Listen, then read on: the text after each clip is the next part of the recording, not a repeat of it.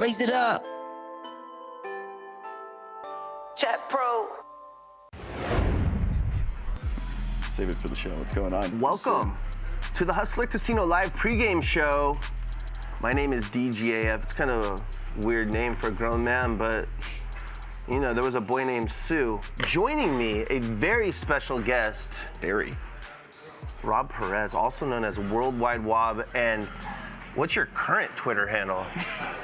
It doesn't change. It's just the picture and the name that changes. The name, yeah, that's what I mean. Yeah, just me. I'm on vacation mode, so it's got the sleepy mask on. I know that you changed it to the guy who won the dunk contest. Oh, right, yeah. Yeah, it's usually just a mood ring based on what's going on in the league. So. Right. So for those of you who don't know, this is a Twitter, NBA Twitter, is that your main platform is Twitter, right? Yeah. Yeah. Yeah, it's safe to say. Just, you know, hundreds of thousands of followers, and this is one of your few days off because there's no NBA today. Can count the number of off days that I have almost on one hand. It goes like this. October 1st is when training camp and preseason starts, but there's games and news to cover the entire time. The days are Thanksgiving Day is the day off, Christmas Eve, All-Star break. Then there's a couple days between the end of the regular season and the beginning of the play-in tournament. I want to say one or two, but those don't really count because you're getting ready for the playoffs and stuff. And then the days off between the finals games, there's usually 2 days between like game one, game two. Those are the days off until you get to end of July, because then it's free agency, trades, summer league, all the way through July, especially this summer league with Wembanyama coming in. Oh yeah, I want to talk about him. It's going to be major. And we're lucky to have you on occasionally on the if it lines up where you can be in LA and you want to play some poker and you're going to play some here. Are you going to play on the stream if a seat opens? I don't know if I have enough money to be playing in this nosebleed game. You call it a 25-50 ante game, but there's 6-bet, six-figure pots going on every single night. I brought enough money for one hand in that game. Yeah, Ludacris is going to be here. I got him a new CVS bag. So yeah, that game will play huge. But you're gonna play a little poker on the casino floor. Yeah, I came down to play the 5-5-10 game that you guys are always advertising. You hooked somebody. You got me down here. So all that Twitter marketing finally got one player to come. You got one. That's cool. One. So even Tuesday. Is it Tuesday? Today is Tuesday. Yeah. Okay. Tuesday. But you've played on Max Payne Monday, and hopefully we'll have you back on that one. That one's playing big lately too. Yeah, I mean, it says 10, 20, 40, but I look up last night, you and DK are going at $25,000, $30,000 pots. Like, that's an afterthought. When I first started doing the stream on the very first Max Payne Monday, if a pot got above, $2,000, $3,000, that was a big deal. But now these blasters are coming in, just launching. It's good for the stream, don't get me wrong. But yeah. So you just came back from All-Star Weekend in Salt Lake City. Mm-hmm. How's that town? No casinos and gambling up there. I'm a huge fan of Utah because it is stunningly gorgeous for natural beauty. Right. So I'm interested in potentially getting a place up there, like up in the mountains one day. Park City is where all those great ski resorts are, but it's super expensive. Do you ski or snowboard? Yeah, skiing's like my favorite. Okay. Throw the phone into the ocean and go skiing. The day I'm gone, you could find me on a mountain somewhere just skiing. Love doing it. So very nice. Utah, the state, is just gorgeous. It's great for. I'm not even a big outdoorsy kind of guy, but I went hiking over the summer because I was bored, and it's just gorgeous. So if you need to get away, nice place to go. That sounds like a good spot. Wouldn't recommend it for like going out at 2 a.m. to find a strip club. Ryan Feldman was asking about the strip clubs out there. There aren't any, probably. This weekend, there was the equivalent of, because when All-Star Weekend comes in, every hotel turned into a strip club. Everything's a strip club. But, yeah, it was not a lot of sleep for a lot of people involved there for a couple days. Well, I want to talk some poker with you because I know you've just been talking basketball nonstop. But can we talk about this guy who won the dunk contest? Mm-hmm. Sure. Who the hell is this guy? So his name's Mac McClung. He's been in and out of the NBA a little bit as either a 10-day or what's considered a two-way contract, which means you bounce between the G League and the NBA, the majors, Oh, that's what a will. two-way contract means? Yeah. So you can have certain two-way spots on your roster, 15-man roster, and I think 2 spots could be 2 ways. So they have to spend a minimum amount of games in the G League and a maximum amount of games in the NBA, and they get to go back and forth. So Mac McClung has been one of those 2-way, 10-day type players for some time. He had one of the best dunks of the season, but nobody cares because it was the Lakers game, last game of the season in Denver last year. He threw down this scorpion, windmill type dunk, but the Lakers were eliminated at that point, so nobody cared. And they just let Mac McClung play for 40 minutes. So the Nuggets brought him on just to wrap up the season? The Lakers last year. He the played for the Lakers Lakers. did? Him and Austin Reeves won that game in Denver. Again, it had no meaning in terms of the playoffs. I didn't know he was a Laker? Yeah, he was there, and he threw down. They won that game, and I'm like, God damn, this guy can jump. And he was the favorite going into Saturday night, partly because of the competition, but also because Mac McClung, this guy can really elevate. And the world saw it. Did you get down on him? I did, but he was so heavily favored. He was so favored. There were 4 people you could choose from, and he had a minus sign next to his odds. Oh wow! Because he set the Virginia State record for points and scoring. He's not a no-name guy. He's just the NBA is so good that somebody who is as tall as me, you better be the greatest in the world at what you do to just get minutes in today's NBA. Yeah. Everyone's 7 feet and they can play point guard. Yeah. So. And we're going to talk about that 7-footer that's coming in. Or what's his name? Victor Wembanyama. And how tall is he? 7'4". Oh my God. Let's talk about him soon. But where do you rank those dunks by this kid? I guess he's not even a kid. He's 24 years old. Yeah, right? I mean, he saved the entire weekend because it was one of the worst All-Star games in terms of entertainment value, intensity that's probably ever been played. Really? And with what was supposed to be the main attraction of the dunk contest, his name is Shaden Sharp. You want to talk about someone who can elevate? Mac McClung ×2. What? Yeah, he plays for the Blazers, but he's also a massive dude. He dropped out, and he would have been the overwhelming favorite. So it was up to Mac to pretty much save this night, and he did. He was either going to come in dead last of all dead lasts, or he was going to be a Star is Born, Lady Gaga style. Yeah. And boy, did he become a star instantly. He had me and my kids screaming, just like, what did we just see? You would never expect it, right? No. I mean, you could say why. I mean, you could say the quiet part out loud, but he under-promised, over-delivered. But anyone that's known him or watched those games with the Lakers last year, this guy can jump. And the creativity of those dunks, too. You only get one chance to make a first impression. He nailed every single one on the first try. Where do you rate his performance historically? I thought it was... I would take Aaron Gordon's, Vince Carter's, Jordan's contest just in terms of the impact they made on the game, the evolution of the All-Star event. Probably above his. I don't want to be a prisoner of the moment, but it was special. I had a good time. Is my opinion brutal here that I think Zach LaVine was the best ever? Well, Zach LaVine won the Aaron Gordon dunk contest, but technically, because Wade gave Gordon a 9, but they should have just been dunking all night. So I should have said Zach LaVine and Aaron Gordon because that's probably the best one ever. That was the best contest ever. Yeah, it goes like this. You get the best dunk contest ever, then it sucks for 3 years, and then someone comes back to resurrect it and be the guy that brought the dunk contest back. Okay. So 2 years down the road, if it wasn't for Mac, then it'll be like someone will do it and he'll kill it and we'll all get back into it. Is Ja Morant ever going to do it? No. He keeps saying no, but it's one of those things that every man has his price.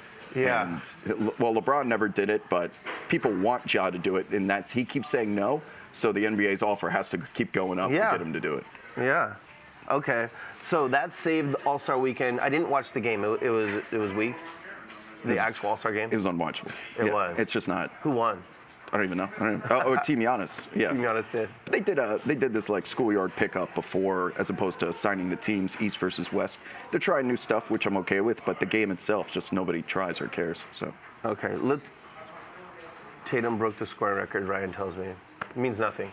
They were just standing there putting the ball in the hoop. Pretty much. Yeah. It used to get competitive in the second half. But it doesn't anymore? Recently, they're trying this new form of ending the game. It's called an Elam ending. And it's designed, you take the no more clock, you go to a target score. And when they first instituted it in Chicago, the game was awesome. I think it was Joel Embiid's team versus LeBron's team. They played like it was home court advantage was on the line in the playoffs or something. What MLB used to do. It was an awesome game. So for now, it's just kind of trending the wrong way. But it's possible, if these guys show up to play and compete, then it'll change everything. But as someone that was there I took a 5:30 a.m. flight on Thursday, and I didn't leave until yesterday, Monday afternoon, evening. You are on the move from the moment you wake up. If you're a player, you're doing branding stuff, you're doing interviews, commitments to the NBA in terms of community service and charity. Your day never stops. So by the time you get to the actual game, you haven't prepared. You're just out there kind of punching the time clock because all they're thinking about is going on vacation. That's all those players are thinking about. Which is fair. There's a line at Sunday night media day or media night, post-game press conference. The players are fighting to who can go first because they all have their planes waiting for them to get the hell out of there. That's all they're thinking about. Right. The NBA season is grueling, and so that makes sense. Well, at least Matt McClung did his thing, and just let's talk about this kid coming in, and then let's talk some poker. Sure. Tell me about Victor. He has the potential to be, you thought LeBron's hype and Zion's hype was high. I mean, in terms of physical abilities and potential, I don't know if we'll ever see a prospect of this. I mean, it's a 7'4" human that has a wingspan longer than anybody on this planet, can dribble better than your point guard, could shoot better than most of your best shooters, and also he's 7'4" and just can block anyone at the rim. So in terms of, like, can he stay healthy? That's a big question there. But what we've seen from him in France and in the national televised game against Scoot Henderson in the G League that he played, I mean, it looks like he's going to deliver. So I think he's going to be worth the hype. But we've seen guys, Zion hasn't played a full season yet. So. Right. And guys over 7 feet tall have a lot of injuries. Chet Holmgren was kind of the first unicorn to come out this year, and he had a foot injury during pickup or during a Pro-Am this summer, and he's been out the whole year. But he's a very similar build to Wembanyama. So durability is the only question with this kid. The best ability is availability in the NBA. True. That is plagued by load management. Is there a lot of tanking going on trying to get that? There should be. I wouldn't, like, when you say tanking, I'm thinking of what the 76ers did with Sam Hinkie, and that was the most obvious, we're going out of our way to lose. That was amazing. Right. But players don't tank, only executives do. Right. Because the players are out there playing for their careers and their contracts. So why would I tank to let someone younger come in and take my job? Right. That'll never be the case. And you don't want your coach in on it. No, of course. I mean, unless the coach has it's very rare to have players and coaches also be a part of the process, which is what the 76ers called their tanking. Ryan wants to know what the format for the draft is now. So the draft lottery rules. Right. So tanking, you used to have more incentive to tank because if you had the worst record in the league, your percentage, it's all these little ping pong balls flying around, your percentage would be a lot higher if you had the worst record. But the NBA recognized that and saw that teams were tanking, so they flattened the odds between the 4 worst teams, either 3 or 4 worst teams in the NBA, all have the same odds to get the number 1 pick. And as a result, it's more of just that even for the middling teams, like their percentages are closer to the worst team. So there's a lot less incentive to go about it. That's good. It was blatant back in those 76ers days, and it worked. They got Joel Embiid and Simmons too. At the time was the biggest get, and Markelle. Ryan's got a lot of questions for you. Who is the coolest person you played poker with? Coolest person I've played poker with, Joel Embiid. Oh, really? Mm-hmm. Man, could you ever get that guy on our show?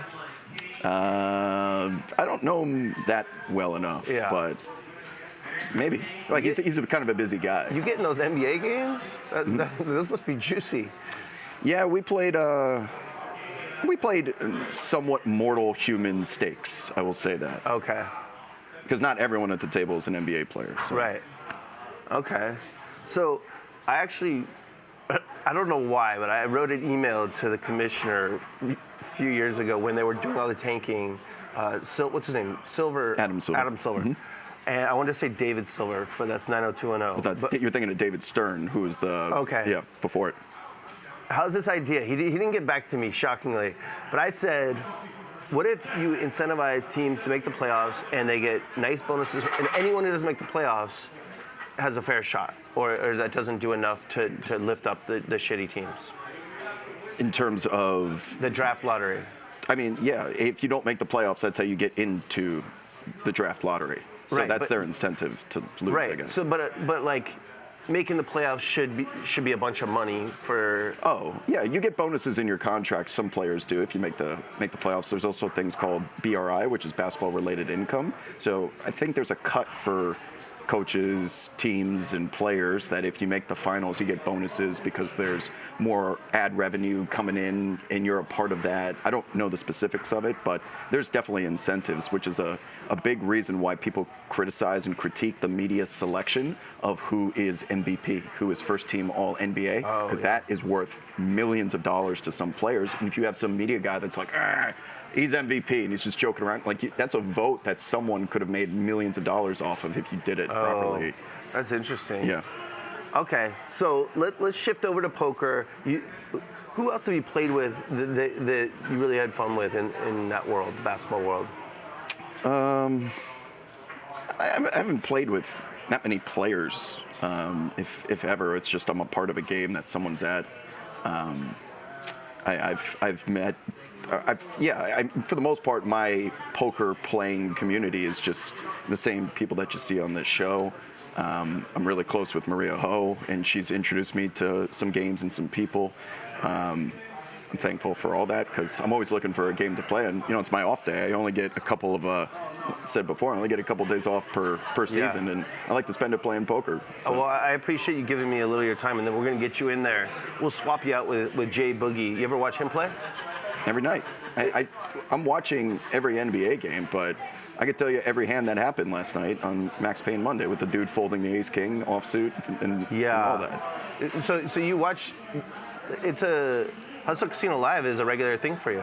Yeah, my apartment, because I have 9 games on at once, I just take an extra screen and I put the poker on in the background in case I get bored watching all this damn basketball that just, it's so easily, and I'm not shilling for HCL here, but I mean, it's super easy to consume as just, I'm working on something in the background, I've got the game on, or the poker game on, I should say, and I've been doing that since day one, pretty much. That's awesome. I agree. It's just so good. The production's just so good, and the action's so good. Ryan wants to know who your 3 favorite Hustle Casino Live players are. And the obvious one's Keating, just because of what he brings to the game and the fact that someone can throw around millions of dollars like that. I mean, you got to have it, but you also have to be willing to lose it. $1 million is still $1 million, even to the richest people in the world. So to see him come in there and set the Keating line at 70% in some of those games, I mean, how do you not put him number one? Yeah, I would put him at number 1 as well. Who else? Other than the obvious names, I mean, watching Ludacris with that CVS bag just come in here and just blast off. He's of course, great, isn't he? Right. It's going to be guys with high VPIP because that's good for the stream. Now, I think the times I've come on here, I'm like 30, 32%, and watching blasting off like that, you're going to have variance and volatility in your bankroll too. So you have to be willing to lose pretty much anything you bring. But if you want to be creating content, you need to create entertainment. And sitting here and check calling and limping is just not really going to get you there. So that's the bright lights of HCL, or any poker game for that matter. I joke all the time with my poker text chain that I've memed Ryan Feldman onto Vince McMahon more times than I can count, because I don't know how the 10 came out the other night with Francisco, the Francisco versus, was it Keating, whatever, the 10 versus the Kings. That was Bill Klein. Oh, Bill Klein, that hand. How does he get that damn card to come out every time? It's a little bit of luck. It's also creating your own luck by doing a 6-hour stream, but it's that type of shit that goes viral when you're building a brand and a show. Plus the production value is, why I use my one iPad. There's a lot of games that you can find online, but keep coming back to this one for a reason. Nice. Well, thank you. Ludacris is playing tonight, as is this guy who's getting mic'd up. That's the look of a man on a downswing. I'll include, yeah, it's been a little bit. I'll include him on my 3, just because he's showing up. I only gave you 2. He looks like he's gonna punch me. Nice. That's not Do you know? Oh, okay, you guys haven't met each other. I met Rob, but So this is the pregame show for the anti-game every Tuesday night. We changed it. The 5-5-100. I probably could have survived the 5-5-100 game. Right. But you know what? It wasn't insane enough. We had to make it insane in this new format. Everyone puts in 25, the button puts in 50, and then action starts on the small blind, and you have all these lunatics in here like Ludacris.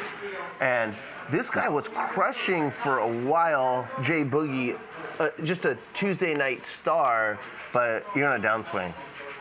very big downswing. Not necessarily on the show, just some other areas, but yeah, poker can be really demoralizing at times when you're on a big downswing. I mean, like, demoralizing. Like, can't sleep, going through hands in my head. How could I have played different, better, etc.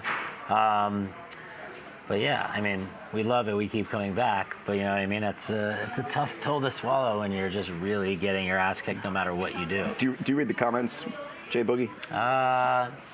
Do you go back and watch the comments? Not really. Like, at the beginning, I did a lot, and there were some funny ones. I mean, you know, I love the chat, but there's a lot of trolls in the chat. They love to make fun of people and stuff. I think when they're creative and funny, even if they're making fun of me, they're fucking hilarious. I'll like read them to my fiance, like, this guy called me J Boobs or something like that, and I'm like, those things are funny to me. But like, they gotta be funny. When they get like too personal and too crazy, that's like too much. And yeah, I don't really read them. Now I pretty much go back. I watch more of the streams I don't play on, to be honest. I go back and I watch. I love how Hustler now has the like, tells you all the big pots. So I'll like, it's kind of like the Cliff Notes. I'll go through and watch the big hands. Timestamps, yeah. Yeah, that's the best part, I think. That's really good if you want to go back and kind of watch it that way. And then, yeah, I like listening to what Billy says. Those commenters don't realize how, and you do a good job of this, Raver does a good job, anybody, that it's easy to, when you know the hands, obviously, when you can see them. And I go back and I watch the biggest hand I played on this show. It was between Beans and Ronnie. And I'm sitting there with the third nuts when Ronnie's got the nuts and he tries to slow play me because he's hoping for Beans to come over the top. You lost the minimum. I was in that game. I know. I did. But going back and like watching it with the cards on the screen, I'm sitting there without a clue in the world that Ronnie is holding pocket. I'm completely dead. And the only way I get through this is if he decides to slow play. I mean, that scenario happens 1 out of 100 times. So the chat pros, of course, are like, how could you do this? It's really not that easy. If everyone could do it, they would. So much variance. What someone else, like, I lost a big pot last night where I had pocket kings, and this new player, Ariel, made the nut flush. Yeah. Did you see? You still could have voted up, by the way, at the end. I could have voted, but fucking Magic or whoever was dealing just was never going to do that. Yeah. But did you see my man DK got up to have a cigarette? Do you know what he was dealt? Aces. Aces. And he would have lost. And well, you would have gotten set? in. I don't think he would have came with you along with the She would have been gone. Yeah. It would have been me and him all in pre-flop aces and kings, and I would have hit a set. Because you only run I would have turned a set. Yeah, you can only run it once in the game. I know, max pain. And so I would have. How big were the stack sizes? He needed a Siggy. I mean, definitely enough, like 15K or something. Would have been a nice pot. He needed a Siggy, and TK doesn't play aces anyway. That's not in his range. It saves him, and it screws me. Yeah. And that's poker, man. Yeah, so like you're saying, there's a ton of variance. To what he was just talking about, letting the game terrorize you, if you will.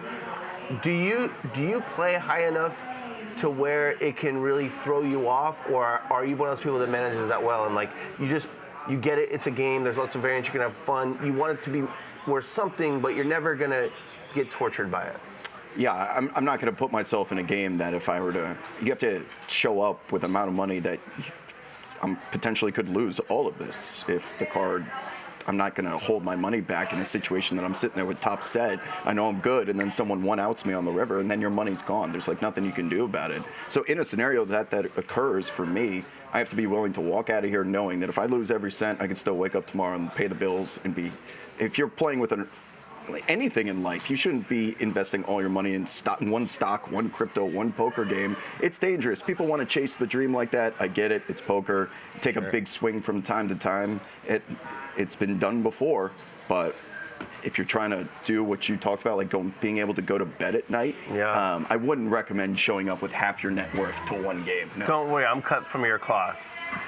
I always put too much of my net worth on the table, all of it, and it can torture you, especially when you're running bad, and you can see it. Like, I hope you're going to be okay tonight. You look different, man. I do. Yeah. You're on some rage still. I've seen a lot of texts, and another thing people don't realize, they'll say, why is this guy acting this way right now? Well, stuff happens away from the table. Like, you've been getting crushed away from the table, so tonight you might lose a small pot at the beginning and tilt a little bit, and they're like, why is he making a big deal? Like, he's very successful in the music industry, but there's other stuff going on. There's more context.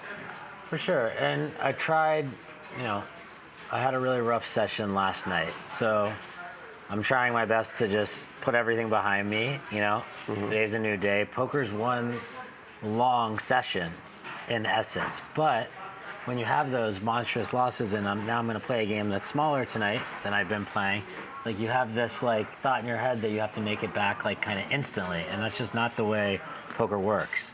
Like, you got to come back, you book a nice small win tonight, that's great. You know what I mean? You just said something very true, but can you take your own advice? Because you also said, I need to win it back. I need to win it huge today. And I was going to say, you don't do that. Just play your game. I said that, but I know that's not. No, I can take my own advice, and I need to start taking my own advice, because not taking my advice is what got me in this little predicament that I'm in now, which is, Wob, right? Yes. Like what he said, I'm never going to play in a game where I'm not going to be able to eat the next day. That's not me. Knit. But I am going to play in a game where there's no amount that I could win that will make me change my life, but there's an amount that I can lose that will make me lose sleep at night, which is still really bad, I think. For me, for my health wise, of course, because I do have that tilt button. His approach just seems it's infinitely 100 better. times better than our approach, but we just are who we are. It is, but I have that gamble in me. That's the same reason why I said all these things, stop losses and this and that, and then when I lose that, bring me another 50,000. Bring another 50,000. That's the competitor in me. That's the juices. When I played sports, I just don't want to lose, and I fucking hate losing. But it's also amazing theater, as you were alluding to. It is good theater. Someone well, what's your appetite for gamble? I mean, if it's something you enjoy, then my recommendation may be smart financially, but some people have fun risking that amount of money. All power to you. As long as you understand the risks, you're a grown man or a grown woman, you can deal with the consequences or the benefits. You look at Ludacris. He doesn't normally play on Fridays. He played on this Friday. Lost $250,000. More, I think. Closer to 300-ish, whatever. Dude, those numbers, unless you're making $500 million or something like that, those hurt. It doesn't matter what you make, what you do, how you feel. Francisco, I know he said that's just poker. That hurts. Is he playing tonight as well, Ryan? He is, yeah. We're going to have some wounded soldiers. No, that hurts. He lost the biggest pot of his life. He's an 80% After favorite. winning one of the biggest. Well, he gets lucky. He gets very lucky to win one of the biggest. But then Chris you lose it. Talk about the puts emotions on his of whole that. theatrics with kings, and I don't have no aces. That was amazing drama, right? Mm-hmm. And then the Bill Klein hand is just I guess the lesson there is you just don't try to put in all your money against a billionaire, because they just know when the 10's coming. I don't think there's a lesson there. I think you put it in, and So if you have any questions, this is Jay Boogie, as you know, and this is a very special guest, Worldwide Wob. Check him out on Twitter. Is it at Worldwide Wob? Worldwide Wob. Yeah, at Worldwide Wob. One of the things I do, by the way, there's a police chase going on right now up the 10. So your life is basketball, trolling. And police chases? And he's pushing a stolen car off the freeway. He's got help right now, this person. You love high-speed chases, and in this case, a slow-speed chase. Yeah, looks like he's out of gas. There's no cops around though. Why do you love these so much? It's on CBS right now. I think that It's guy's on the playing news. in the You put it anti-game. on. He's trying to He's get trying here. to get here. He's trying to get here. That's funny? seat 7. You see Lock a up a first. chair. There's a first for everything. You got to follow this guy on Twitter because it's really incredible basketball content. There's so much humor to it. I find myself at least smiling often when I see who's the guy you troll that he's available if Ken Bazemore. Ken Bazemore. He's my guy though. Yeah, and he like leaned into it, right? Like I'm here. Yeah. Well, I paid for a cameo to get him to say the troll line. Okay. So now I've got the video that I hope he does well. I'm rooting for him. But Yeah, so it's how I stay up to date with what's going on in the NBA, which I love. And if I had more time, I would watch all the games and bet on them all. And Right.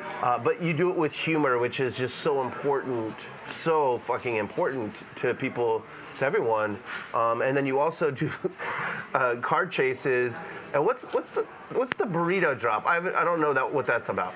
It's called the drop test. So Okay. I take burritos and I throw them or drop them. So I'm trying to figure out which side of the burrito is weak because I don't want to eat a burrito and then have it fall out the bottom. That happened to me. So by dropping it, I can see if a side becomes looser than the other, and then I'll Weak start burrito. eating that side when I pick it up. And no, I'm not eating it in tinfoil because that's disgusting. And there's also little shreds of tinfoil that might stay on my burrito. Of course. So I eat it naked and I drop it to make sure I know. I'm a naked burrito eater as well. Thank you. Yeah, It's Tinfoil not just crazy. seems I weird. never understood that, but now I get it. It's science. It's just But it's evolved now into me taking the burrito and like throwing it against my shower. Right.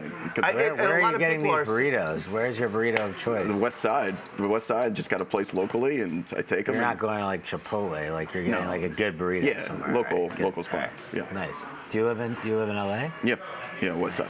So yeah, you got to follow him, whether you like NBA or not. It's I used to absolutely love it. I don't watch nearly as much as I used to because I'm busier these days. But I do love playoff time. I wouldn't blame anyone for not watching. The players don't play half the time. So See, that's the other thing that's ridiculous. You pay $500 these to fans watch Steph Curry play. Yeah, these fans pay a ton of money to come watch a team play. Dude, Michael Jordan, when he played his last season for the Wizards, you know how many games he missed? Fucking 0. Yeah. And he was 40-something years old. Like, come on, LeBron dude. gets that. He plays back-to-backs, second half Nah, of but he back-to-back. takes these. He's- It's all he's load banged up right management now. but He's not a load management guy. I saw him play for the first time ever against the 76ers. They lost, but they covered, so it felt like they won. And Embiid was just like this sharpshooter out there, just like pulling up and like doesn't miss. So good. yeah, welcome to the new generation of the He wasn't NBA where doing anything 7'2" else, guys can and he just just chuck. he's gotta so stay healthy, smooth. though. Yeah. But LeBron was so incredible. He's always been my favorite player, and it was just such a treat. And then my daughter was actually going up the next day for the Lakers game, and I've raised her on LeBron, and I was worried he wouldn't play. He went 48, 8, 9, and 0 turnovers in the second night of a back-to-back. I mean, it was against the Rockets, but that's like, and it's just like, oh, just another LeBron game. It's true. It comes Take to it for expect granted. it. We take it for granted, don't we? We do. You just assume it's a given now at this point that he's going to do shit like that. 48, 8, 9, and 0. You know? Like, this is, what do you think of Westbrook, man? He's a Clipper now, isn't he? He is. I think he's expected to sign if it's not official yet. But yeah, that was never going to work with the Lakers. And he's close with Paul George.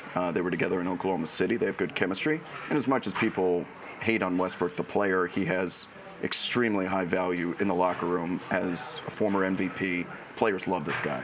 So if you have him at least in the locker room, I think he's now going to start slowly pivoting his career to being bench / player coach, if you will, because he's kind of lost at least his athleticism that helped get him that MVP. He's not the best shooter in the world. He's a high usage guy that needs the ball in his hands to be successful. So, you know what, on this Clipper team, give us 10, 15 minutes a night as opposed to 35. Maybe they'll find some He's a nice chemistry there. spark. He does some really incredible stuff and then just the worst stuff, like back-to-back. There's a saying, let Westbrook be Westbrook. And that's a very... I think he's the Ludacris of basketball. you know what? That's a very good analogy Tons there. of raw talent, but on nights he's just going to hunt insane amounts. Who's the Jay Boogie of the NBA, if you could come up with one? Let's see. It's a high stakes player who's cool, calm, and collected, even for the most part through the downswings and the upswings. Someone that shows up with his lunch pail and and goes to work. Give you someone. Ryan wasn't listening because he said Russell Westbrook.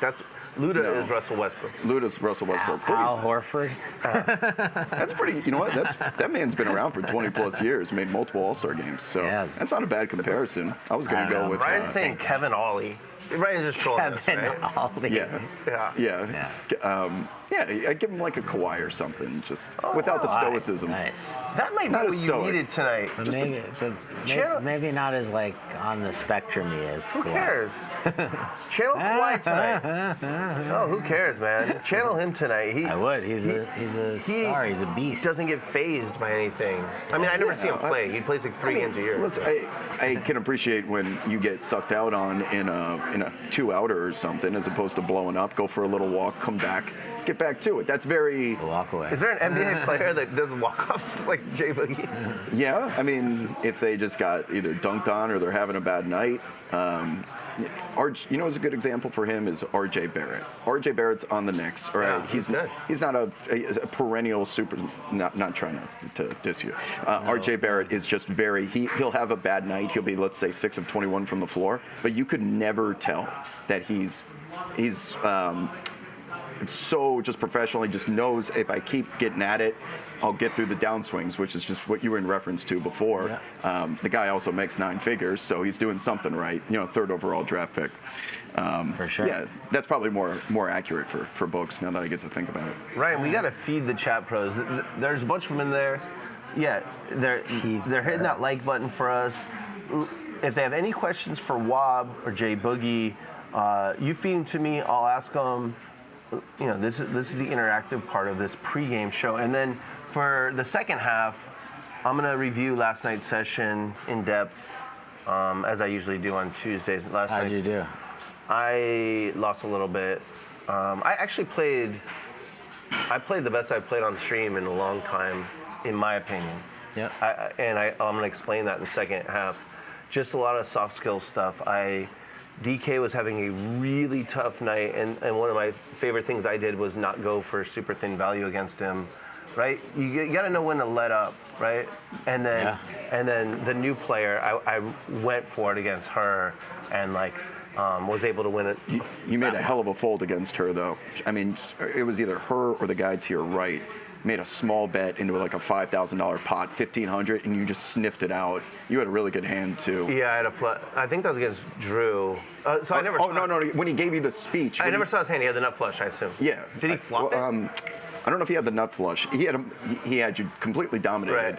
And he was asking questions. He was acting, and Raver's like, "Oh, dude, shut your mouth. You're gonna tell he's DGAF knows if you keep talking like this." And you made a fold. It was either against him or against her. I was getting a good price. I didn't go back and watch that one. It was a bait price too. Like anyone, you should have called just out of math, but you sniffed it out so much. It's just one of those things. Like if you've been around for a long time, sometimes the math you can just you can just say like, yeah, this guy is like wealthy and unpredictable. But no, this fucking speech means one thing and one thing only. He's got me.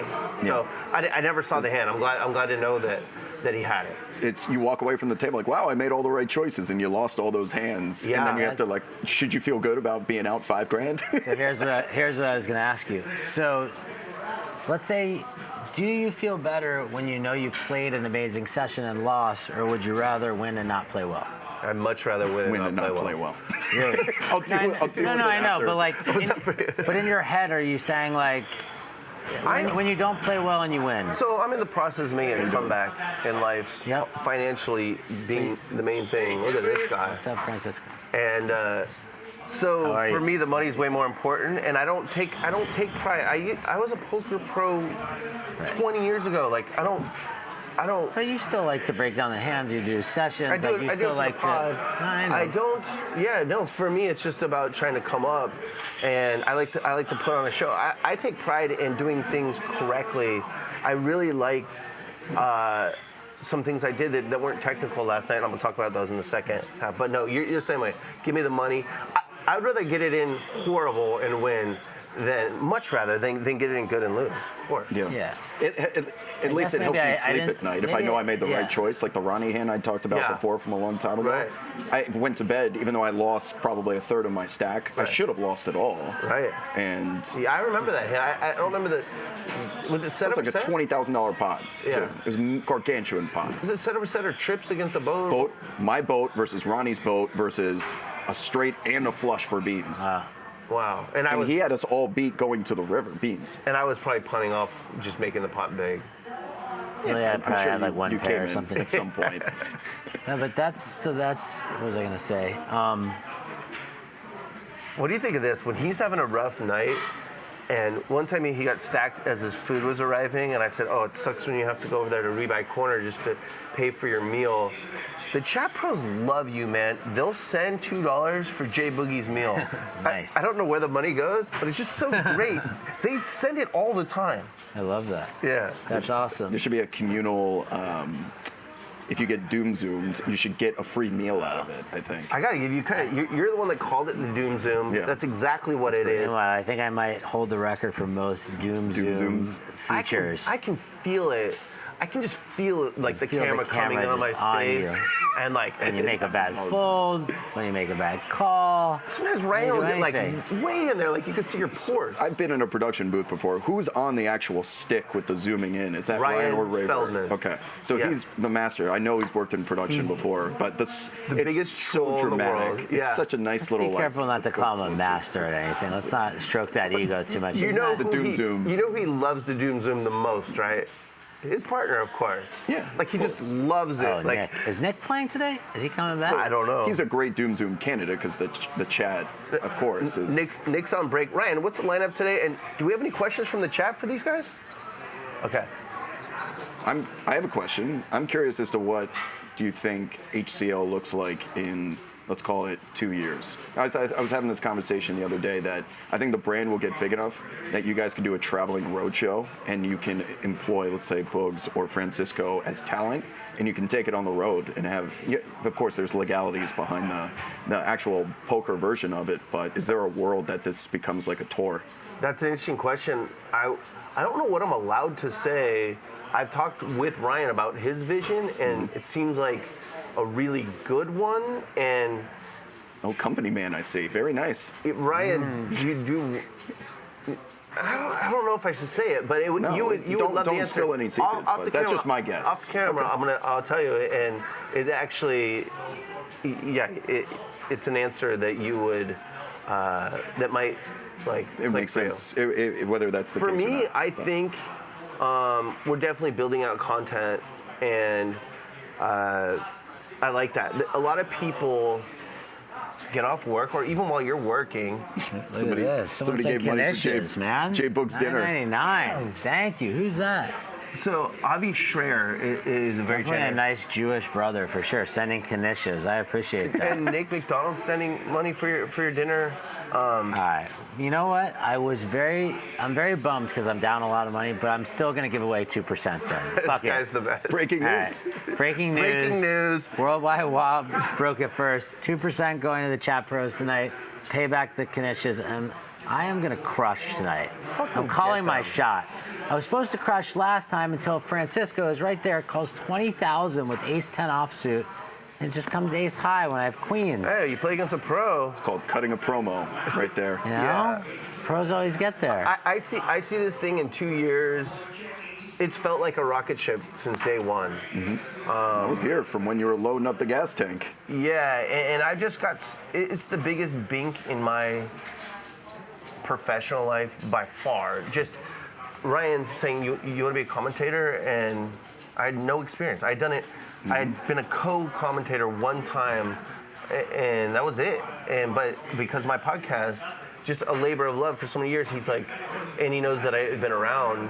I was lucky. I got like a kind of a trial thing, and That's called creating your own luck, though, because you put yourself in a position to succeed when the time came. yeah. But if they don't fuck it up down the street, this thing never exists. Of course. Yeah. But- So I acknowledge both the hard work and the luck, and it's really we've been through a lot, and when you are kind of taking off, everyone's gonna, not everyone, but a lot of people are gonna come at you, and we saw that at the end of last year. It was just miserable, but I do believe it sounds cheesy, but it's made us stronger. It's got this very family vibe to it, like the dealers, the floor people, the chat pros. There are people that watch every night. They're in there every night, and it's just their escape. And I don't know. I just see that it's going to just. Well, building content in 2023 is building community first and foremost, because if that's a great point. If you have an audience that will follow you, whether you go to another network, this case, another brand name casino, or any of these companies on the felt, if you have someone that's loyal to you, you will find value in being able to bounce from place to place, because they'll go with you. Like, I've worked for God knows how many companies at this point, but it's the same audience that just keeps coming along. And HCL in that case has built a community of fans that will watch Max Payne Monday or the Keating games and everything in between, because they know similar faces. You get them with consistency and just organic moments. You put time into building a channel like that, and you'll be surprised how the way that the content consumer's mindset has changed in just a matter of a couple of years is. For sure. That's probably why the success has been so. I've been talking about the family vibe for a long time, and you said it better, that it's about community. That's what content is, and we're doing it. We have a meetup coming up on Sunday. It's going to be the biggest meetup in the history of poker game. We're going to fill the entire casino with people from the show. Are we going to get you or no? Sure. He won't TBD. commit. But, TBD. But so many stars of the show are There's coming. so many great people coming though. Yeah, and Ryan and Nick will be playing, and the dealers will be playing. DJ We got a DJ. It's just gonna be this really beautiful event, and I see it just continuing on its same. Where do you see this thing in 2 years? I think I agree with everything you guys say. I think one big part of the show obviously is the family and the character development. Like, this is a reality show. Mm-hmm. It's a poker game, but I tune in because it's a reality show. Like, you can't script some of the things that happen in this show. Like, it just happens from raw emotion, the gambling, the size of the pots. Like, the poker keeps, like, the pots keep getting bigger, the characters keep getting stronger. So to me, yeah, I can see this thing. It's poker WWE. It is. Yeah. I mean, Keating would be the Stone Cold. I think we can all agree on that. The Rock would be. Eric Person. Yes. They headline like, the major table game that night or something. They do, but it's like you said, like, I think people tune in for different nights for different reasons. Like, some people can't ever imagine playing, 500, 1,000, and they don't really want to watch that. They want to watch a game where they're going to, like, use a lot of the same stuff. So they're going to watch Max Payne Monday because maybe they will play 10-20 or 20-40. So there's there's an audience for every game, I think. But yeah, like, just like the community that they've built and the time they built it in is amazing. Well, that's my dad. Your dad's here? I swear, yeah. You're on Come camera. On in. How you doing? How you think you're? I'm Billy. Nice to meet you. I think I've met you though before. I think so. Yeah, one time on the casino We had a floor. bar What's fight. that? Yeah, we got a bar Really fight. accept your ass. You feeling okay? You saw me. I was like, oh, this I guy. know, Yeah. It's good to see you upright. Yeah. Yeah. Let's mic him up. We need to hear. Are you worried about your boy? I am. Yeah, me too.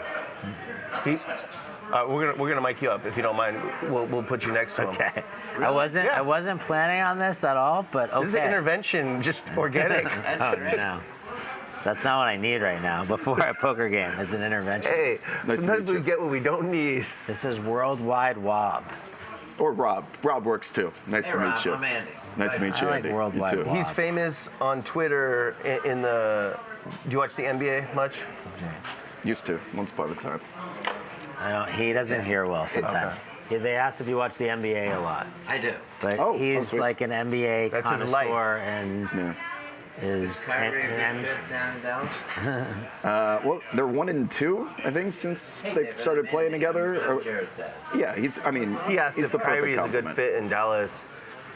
Until he's not. Is Kyrie a good Until he's fit not. anywhere? I guess is the question. Monopoly chance card, my friend. It's either go Yeah. straight to go or jail. He's such an Nowhere in amazing. between. I'll tell you where he such was an a amazing great fit player. with with LeBron. LeBron. Yeah. He's Yep. such an amazing player, but it feels like all the antics on the side and stuff just would be like semi-cancerous to a locker room, in my opinion. But I don't know. I would sign him every year to a 1-year deal if I could, because if it doesn't work out, but long-term He's contracts, insanely good. right? Yeah, I mean, like he's so fun to watch play when he's healthy. But he's dynamic. Yeah, so we're joined by Jay Boogie's This is dad, an organic A-Boogie. intervention. A-Boogie.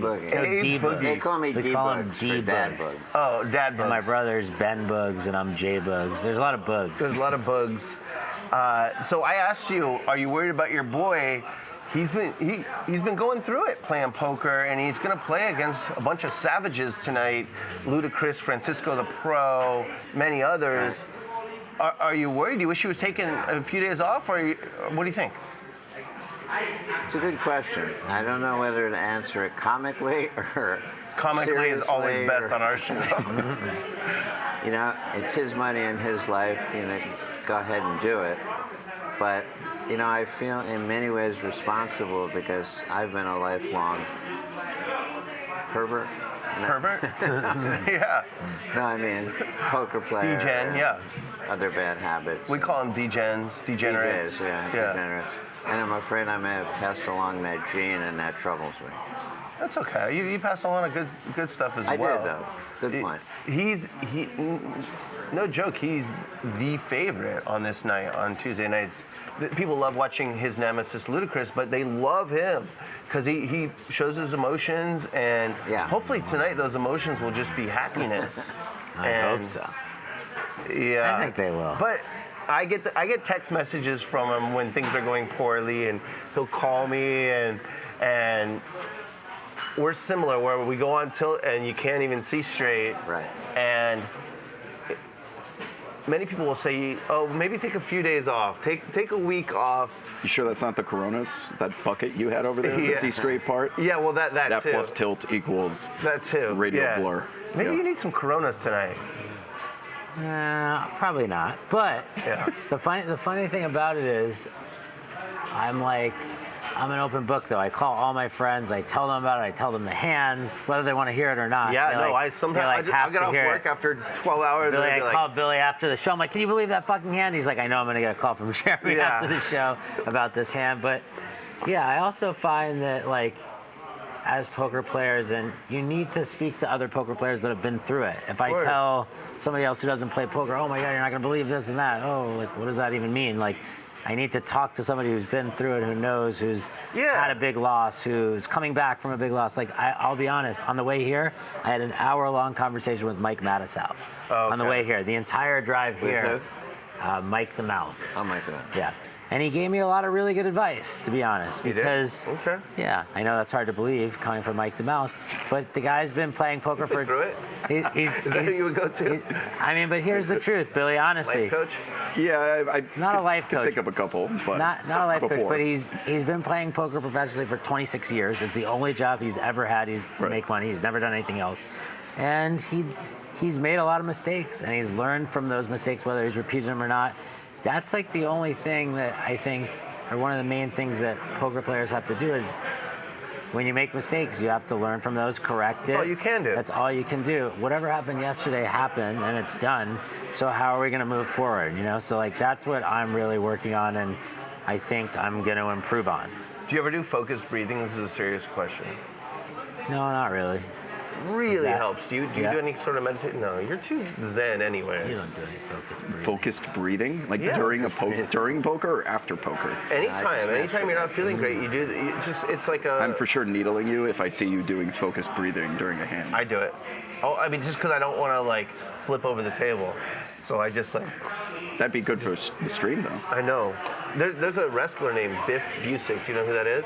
I've heard of that. He said he's coming here and he's like, I'm gonna body slam you on the table. To you? Yeah. He's like, cool. Like, we're cool. And I was like, yeah, no thanks. He's like, no, really, I'm going to do that. It'll be great. And I was like, I don't want this guy to come anymore.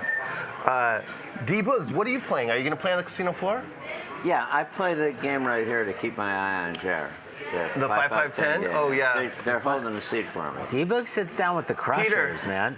Peter, you're gonna get Jeremy's dad in a couple. He knows my dad. He's a regular You're gonna now. get Jeremy's dad and Worldwide Wob in just a few minutes. Okay. Okay. So Peter just said, "Thank God I'm going to win 5,000 tonight." But you guys are going to play. You guys can talk hoops. Or I could sit here and play one hand with the yeah, you can jump in with the the game. amount that's going to be flowing around this game. So Ryan, should I wrap it up? Okay, yeah, we're going to go to part 2 of the pregame show, which will be my podcast sessions. I'm going to review last night's session, Max Payne Monday. Thank you so much, Wob, for coming on. Absolutely. It's a treat for me and for many viewers. There's a lot of poker and NBA crossover. There is. Ryan used to work on the NBA at ESPN. Thank you, Jay Boogie, as always. Thank Hopefully, you, guys. talking about this just gets it out. I feel good. Do you feel a little more relaxed right now? I'm relaxed. Cool as a cucumber. And thank you very much, D-Bugs, for joining us. It just adds more of this family vibe that we were talking about, right? That's how it gets done. Literally. In the trenches, my friend. So stay tuned for sessions, and then we got the anti-game tonight. It should be theater. Max Theater. Awesome. Chat Pro. Slow roll, never fold. Raise it up. Chat Pro. Slow roll, never fold. Raise it up. Chat Pro. Slow roll, never fold. Slow roll, never fold. Slow roll, never fold. Raise it up. Raise it up. Chat Pro.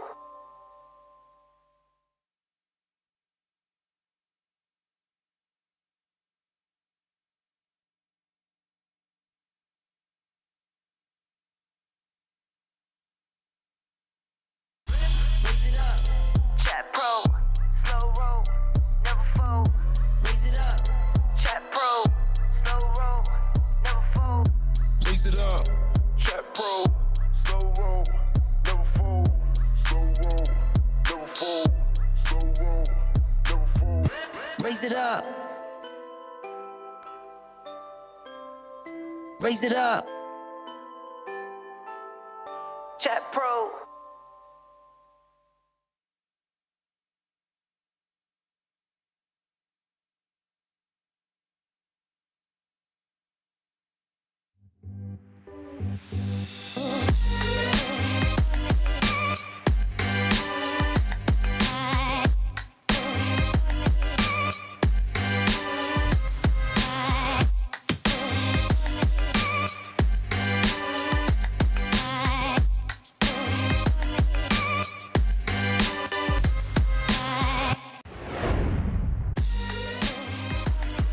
For the 7th week in a row, and hopefully every week for the rest of the year, here is a video drop of my podcast called Sessions. And I am, of course, doing it on the Hustler Casino Live YouTube channel. And this is a pivot we made, as mentioned, 7 weeks ago, and I like it. It adds context to my analysis. Week 8 of 50, Case Money, the session. So as the 500 or so people who have signed up for my life story told in real time at patreon.com/DGAF Poker Player already know, I went into yesterday's Max Payne Monday session on Case Money. I'm not ashamed to say that. I am staked, I've been staked, and fortunately, I set up the deal such that once I returned my backers their initial investment plus 20% profit, we shifted to this shoot the moon mode where I get a better percentage and I don't distribute to them anymore. We just try and build it up and hopefully get in some bigger games and take some shots, be very aggressive with it. And I hit that new threshold a few weeks ago, and I did get aggressive with it, and I got whacked. I lost most of it in one night where I let this game, Max Payne Monday, get out of control after stream, turned into 100, 200, no limit, and it didn't go well for me. So I was down to nub stack, and I came down here, casino floor, and I played, and I couldn't get anything going, and I was down to $2,000, and I ran it up to a little over 10K. and then I played again and won a few $100, and then I played on Max Payne Thursday, and it looked like I won several thousand, but I didn't. I did not run well post-stream. And anyways, I go into last night's session on case money. I've been on case money, I don't know how many times, dozens, maybe hundreds of times in my poker career. And it's not because I'm a losing player. I know that's what a lot of people will equate being busto or on case money as losing player. No, I've always had a very high monthly nut. I pay for a few different rents. I've got alimony. I've just got, grown man bills, and this isn't the worst case money I've ever been on. This is the best because I already accomplished what I wanted to accomplish with my backers, and but it just sucks that I'm gonna have to figure out something if I bust this going into last night's show. And yeah, I know there are rich kids that have no bills, or they have safety nets, and they always have money, and you see them in the big games, and people equate that to crushing. And then you have people like myself that win all the time every year but never have any money, and that's just a money management thing. And yeah, so that's why this week's called Case Money. And then the people that have already signed up, they heard yesterday I dropped about a 70 or 80 minute intimate podcast just about what goes on in my life, and something that happened on Saturday. I was coaching my son. I took him to his baseball, and then I coached him in basketball. And then I saw on Twitter that I was being called out for cheating again.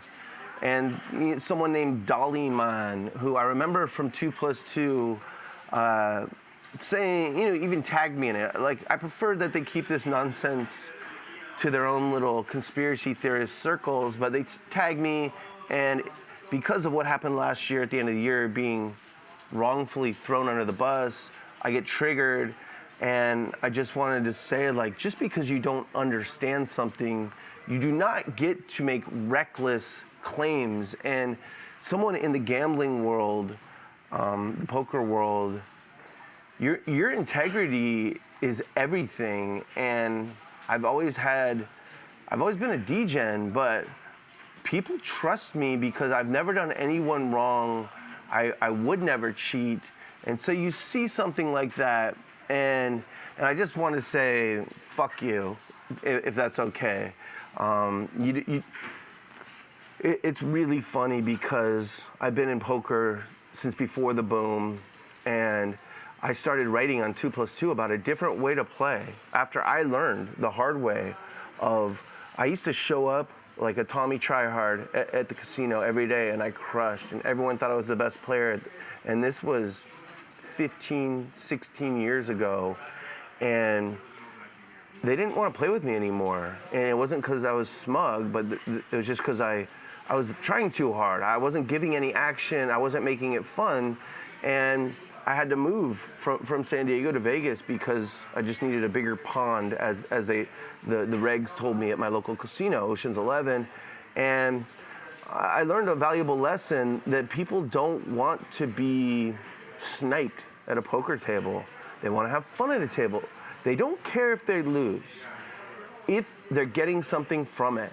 And if they're not getting sniped, if the players they're playing against are better than them, which I typically am, but I'm not going for the throat every hand. And I'm sacrificing EV all over the place to make it a great experience. And then I'm just gonna win in the big pots. I'm gonna make good decisions. And I wrote about this for, I believe, 10 years on 2+2.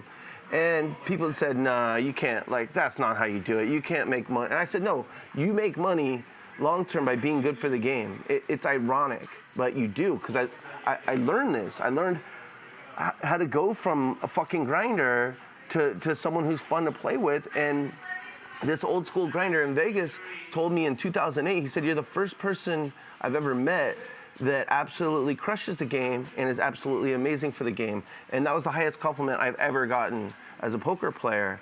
And I was onto something, and I've really just been writing about it. I wrote about it for 10 years, and people, I had the haters, oh, this can't be right, this and that. And foolishly, I posted a graph one time, and the graph can't be real. Okay, I just made up these numbers for years and years and years. And so I wrote about it, and then I got sick of 2 + 2, started a podcast. This podcast you're listening to now or watching now called Sessions. And I spoke about this same thing that I'm very passionate about a long-term approach to poker and life. And it's, you make money by being good for the game, right? So 10 years writing, fuck you, 2 + 2. And then this is the 6th season of Sessions. So the first 4.5, I just played and there were doubters. This can't be right. You can't make money playing like this, playing a bunch of hands and drinking and having fun and sacrificing EV all over the place. And okay, I wrote about it for 10 years. I've been talking about it for 5 years. And then I started playing on stream last year. And I've won a bunch of money by being good for the game. And now people can't say, oh, it doesn't work. All they can say is, you must be cheating. Give me a fucking break. So I just wanted to get that out. I try not to get triggered when people say stuff about me on the internet. I know that if you play on stream, you're opening yourself up to that. But calling someone a cheater, if you have any sort of platform at all, or letting someone else call someone a cheater on your platform, it's irresponsible, it's reckless, it's shitty, and it needs to be called out. So, and I needed to get it out so we can have a nice session review here. So anyways, if you want intimate details of my life story, to understand why the hell does this guy who wins all the money need backing? Well, because my monthly nut, and also because I'm still climbing my way out of debt and off. Found myself at rock bottom in 2017 in all ways, and it's been a struggle. And I've documented it in this podcast. And so, anyways, if you want the details on that, you can sign up at patreon.com/DGAF Poker Player, and that's every Monday. I just spill my guts, and sometimes I piss people off. It doesn't matter. I just get it all out. I keep it very unabashed, and then people listen to it, and then they watch me play. And so these people know that I'm on case money, and you can see that. I think we already talked about this, but yeah, this is a spoiler. So how it went after the stream, but let's talk about the stream. The first thing we're gonna do is Ryan Feldman is upstairs, and he's got some things to queue up for me, and I can't see it, but he's gonna roll it. You guys can see it, and it'll shrink me, but I can hear it and I can remember from last night. The first thing we're gonna do is let's meet the players. Let's set the scene of last night's Max Payne Monday session. I'll talk about the players quickly, and then we'll get into some hands. And this guy, Johnny. Johnny is amazing. I think all ace is in the middle. Unbelievable. Wow. We just need to hope that Johnny starts drinking. Drinking Johnny is the most fun poker player, especially at a low limit game like this, because he will just blast off. Get the alcohol flowing over to seat 2.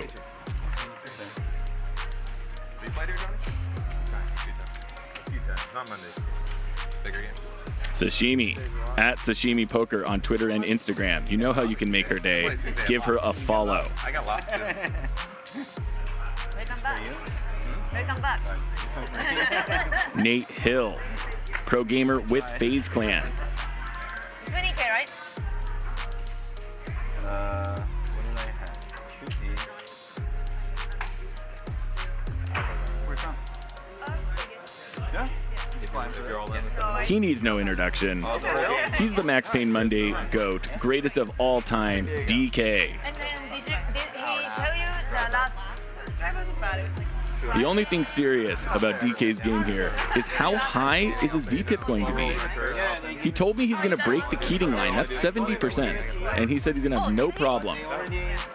Ariel at Ariel Sky Poker.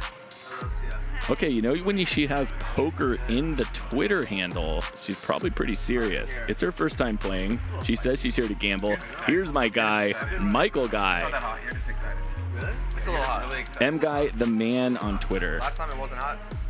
And I have a tank top under this, so I'm He's also with Decentral Games, who is sponsoring tonight's show. No. Good luck, Michael. But he is in arguably the worst seat in the house, because directly to his left is this guy, DGAF, the most aggressive player at the table, Number 1 fan. the host of the game. I just subbed to your OnlyFans. He runs shit around here. Sia the bot. I'm happy. She tries to dress up like a human. It's difficult. She's doing a pretty good job, though. Chip counts. Johnny buying in for 10K. I love it.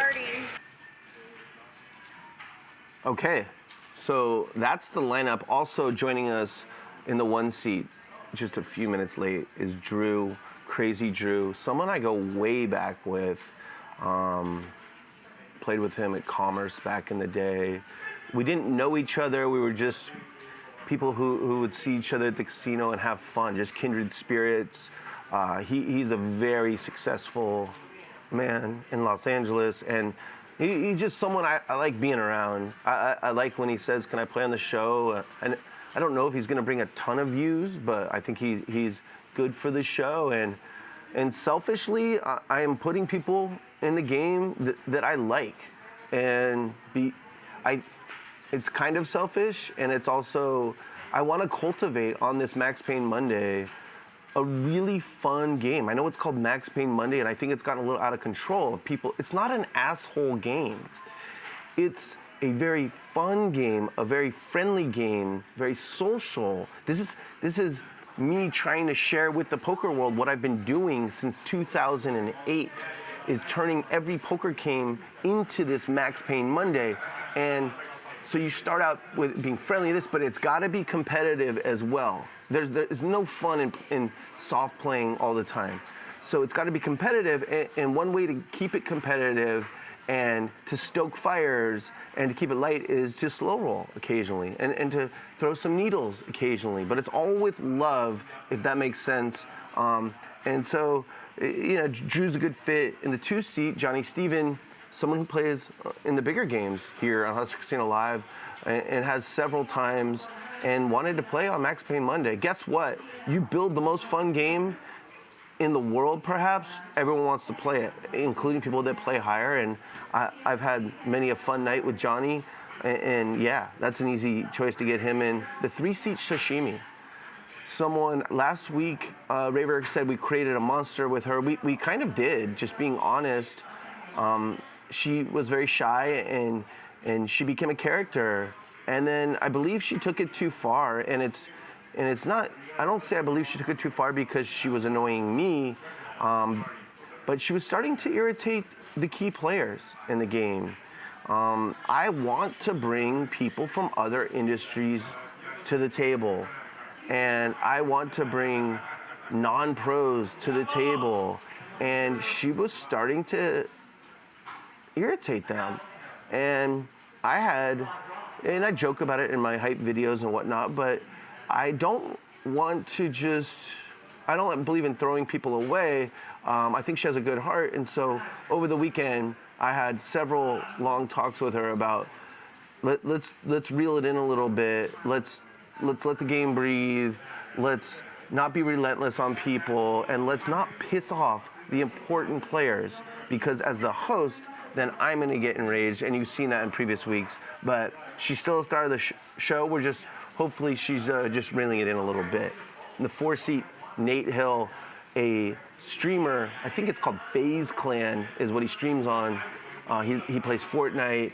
He's got a great social media presence, and I'm always looking for that. And I'm looking for someone from the streaming world to be a regular and to bring more streamers on. We've had Liquid Steve on, and of course we've had Creator Night, but I believe in diversity. I believe in have a streamer, have a older rich guy, have this Japanese grinder, but she's learning how to, interact. Have Johnny who travels and is a businessman. Like, I want diversity, and Nate's a key player. And then the 5 seat's the most important player to the game. Doesn't have social media, DK, but he gives the action, he gambles, and he does stuff that no one else does at a table, and that makes him very valuable. People love watching it. They tune in for, damn, the goal is to end up like DK, where you've done so well in your life that someone goes all in for 5,000 and you just think it's funny and like, well, I want to call just in case I can hit and slow roll you. And so rule number 1, if you ever want to play my show, or, it's not my show, but I'm hosting it, don't piss off DK. And he'd been pissed off in a couple of weeks, and you see if he gets pissed off, I get pissed off. And then a new player, Ariel from The Little Mermaid, one of my friends, longtime high-stakes poker player, was friends with her and said, hey, I got someone to be great for the show. And I said, okay, cool, let's do it. She's from Las Vegas. She plays poker, but she's not a pro, I don't believe. And she did very well with short notice. She did a nice hype video. All this stuff is important to me. Seems like a very pleasant young woman. 7 seat, Michael. This is someone who is an advertiser this week on Hustler Casino Live. He's friends with Raver Poker, the commentator last night. Said, can you get this guy in? And I squeezed him in, and I gave him the worst seat. I kind of believe in that. Someone who wouldn't get in otherwise, you got to give him someone's got to sit in the 7th seat. And it's the worst seat because I'm in the 8, and it's not fun playing me out of position deep. And this is a deep game. And but Michael is really cool. I liked him a lot. I'm in the 8, Sia the bot in the 9. I've been alternating her in 7 and 9. I think because I work so much, I work every single day. I have different projects. I have this podcast. I'm a commentator. I have a startup, and I have a community I'm building, and I'm a single father, 3 days a week, just full-time father, and I coach my kids, and I'm just so busy that I really want pleasant people around me in the game, and so she's as pleasant as they get, and she's actually learning quite a bit. They're programming her very well for how to. She used to kind of just sit there, and she was a little bit of a sniper, and she's learning how to actually play poker. The way you actually win money in poker is you're good for the game, and that's. I think you can ask. That's the rule. There are exceptions. There are people that are allowed to play their hardest with like this and whatever. You can do that in a high roller tournament, sure. I don't know what kind of edge available there is. You do that on the casino floor, you just kind of get pushed out, and you don't get invited to great games like this. So let's get into the session. I started out up a little, and that's important. You saw on the buy-ins, I bought in for 3,800, the lowest I've ever bought in, because I had 23.8 to start. I had, my stake was exactly half of that, 11.9. I sold 25% more to people who support me at a certain tier, and then I took all the money I could come up with, and I had the other 25%. So when you got 23.8, start with 3.8. That way, if you get stacked, it's not the end of the world. And I start out up a little. I make a 4-card straight against DK, where I have ace-7. I just flop open-ended, just a very basic check call situation, call, and then I river it, and there's 3 hearts out there, and I did not go for value. The game had just started. I wasn't playing this hand super hard, and it's okay. I'll play hard. If somehow there's a grinder in the game, I'll play very, very hard against them. But, and I want to battle with DK. He's my buddy. I want to battle with him, but I don't need to go for blood all the time. And so you see me playing differently against him than I do others, and it's part of it. It's part of knowing the real secret to live poker is don't piss off the most important people. So I have a hand. We're not going to run the footage, but I think it was a pretty good play where I raised with pocket tens. I opted to raise instead of go for like a limp re-raise. I think that hand, my plan was to jam because I wasn't that deep.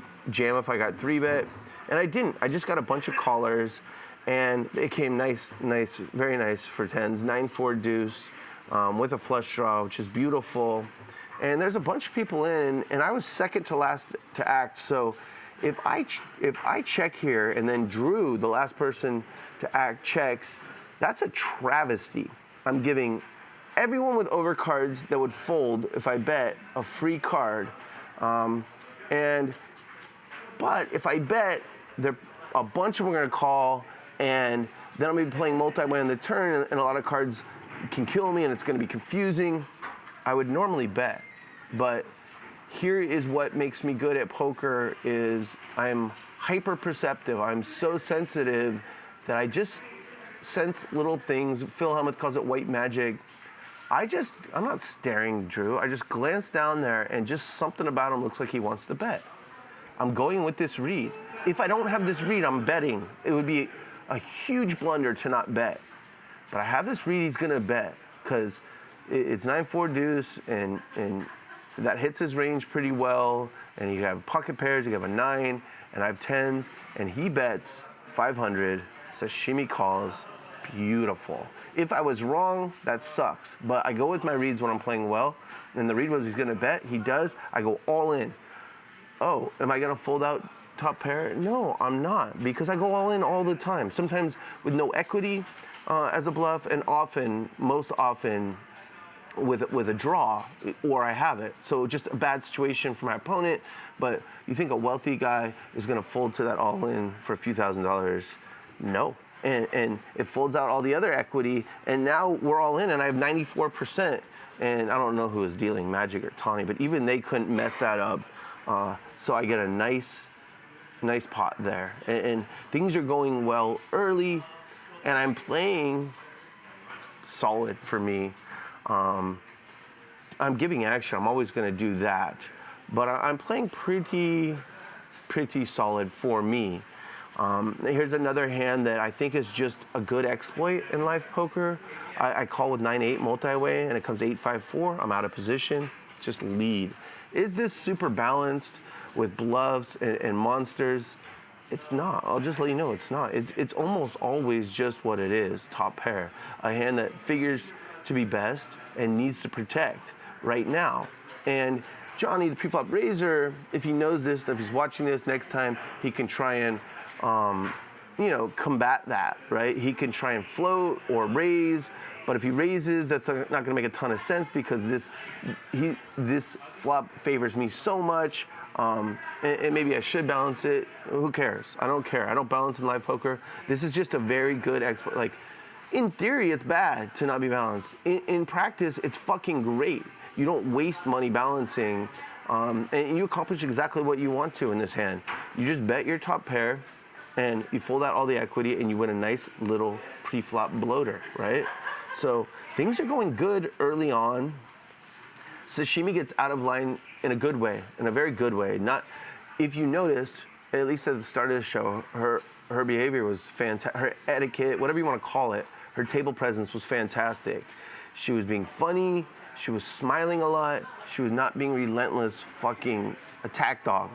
And so, but she gets out of line in a good way here. I raised with 5-4 suited, and she 3-bets huge, and DK goes all in. So I got to fold my 5-4, and she had 3 deuce offsuit, I believe, and she was up against sevens, and they ended up chopping. So she got lucky there, and yeah, I'm up about 7,000, and then I have a really interesting spot. I don't tank.